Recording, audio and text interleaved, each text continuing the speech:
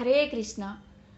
జరాసంధుడికి భీముడికి ఇప్పుడు భయంకరమైన యుద్ధం జరుగుతుంది.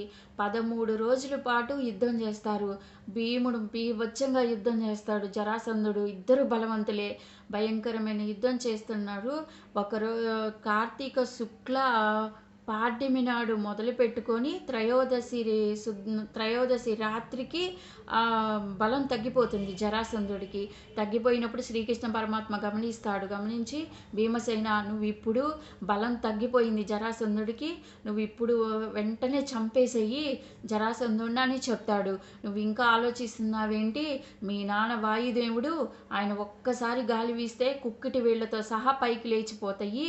నువ్వు ఆయన యొక్క కుమారుడివి, ఇంకా ఆలోచిస్తావేంటి? చంపేసేయి జరాసంధుడిని అనగానే భీముడు బీభత్సంగా ఇంకా ఎముకలు సంధి బంధాలు మొత్తం గుద్ది వాటిని చంపేసి భయంకరంగా ఎముకలు ఇరిగిపోయినట్టు భయంకరమైన యుద్ధం చేసి జరాసంధుడిని రక్తం కక్కుకొని చనిపోయేలాగా యుద్ధం చేస్తాడు.